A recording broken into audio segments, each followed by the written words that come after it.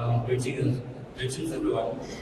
My name is Quinton, and before I go further, I would just like to start by saying it is such an honor to be given the opportunity to speak in front of the very people who have made such a significant impact in my life. My story is one of what happened for a hope with opportunity. If you are told that 10-year-old boy in that family village of Zimbabwe that one day they would become a chartered accountant, they wouldn't have been able to comprehend what you were talking about, let alone believe in that dream. Because all I could dream of was what I could see. I could not dream beyond what I could see. I only saw professions like being a teacher, a policeman, or a soldier, and those were the only professions I was exposed to. I would like to take you through the story of how I moved from walking across those dusty fields in that small village to walking across the stage of one of the most prestigious institutions in the country with a degree in hand. So, where did it all begin? I was only 5 when my mother left the country for South African search of better opportunities, leaving me in the care of my grandmother. The childhood wasn't as easy. Poverty, going to bed hungry, those were normal. It was part of the daily life. But my grandmother, being the strongest woman I know, she would go out of her way to ensure that she sewed every uniform, stretched every coin, and made sure with whatever she could find, she would feed us. And it is those values that have shaped who I become. She taught me that life was unique, but with hard work, dedication, you can make anything you want in life. It is though that hunger that fueled the dream, it is that hunger that lit the spark in me. My whole goal was to change the trajectory of my family's life, even at that point where it wasn't clear in terms of how I was going to do it. So my early memories of school, I wasn't the sharpest student like in the early stages. And my school had this system where students would be grouped in terms of group 1 being the smartest student and group 5 being the not so great student. And from the early stages, I was part of that group 5. And from that point, I knew I had to find my way to get to group 1. And I fought my way. By grade 7, I made my way up to group 1, and I stayed there for the longest time.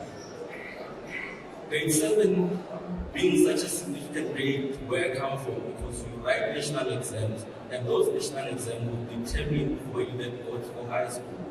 With my school, there was a sponsor who had promised that the highest performing students would then get sponsorship to a high school, because there wasn't a high school that was girls, and most of the high schools were expensive because you have to do boarding. So I fought very hard in my medicine study, tried to get that #1 spot.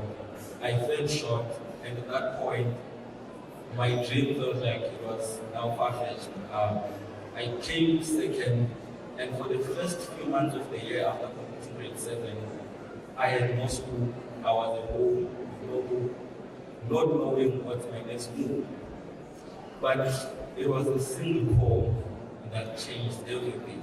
And it proved to me that a dream deferred is not 3 years later, a dream denied. I got a call from one of my cousins who was in SA, and they told me public schooling was free this side. And at that point, I had to convince my mother to bring me to SA so I can pursue my education further. And with all the logistics of getting a passport and everything, I had to come into the country as a refugee, walking long distances in the night, and it wasn't as easy, but I made it to SA. And getting into SA, my whole perspective of the life my parents were living was completely changed. I had the perspective that my parents were living a better life in SA. They had found some bit of hope, a better life. When I got to SA, my parents were living in a single room, which served as a kitchen, bedroom, and all of us had to sleep in that same room. At that point, all of that still fueled that hunger in me. It lit that fire that this can't be the life. this can't be how our story ends. I managed to get into a high school.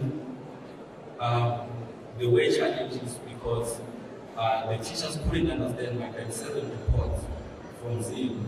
But luckily, with the help of one teacher, they managed to convince them that I was performing well and I should be given a chance. I was given a chance, but at the cost of having to repeat grade 7, which I already done in zero. And having to repeat that grade 7, the adjustment wasn't so easy. I struggled for the first half of the year, only passing mathematics with the rest of the subjects getting 40s and everything. But with hard work and dedication, within the following year, I was able to be one of the top performers in the school. And that allowed them to actually grant me a space to continue with high school, even though at that point I didn't have a classroom. I studied for like 3 terms without getting a report because they said they couldn't register me in the department.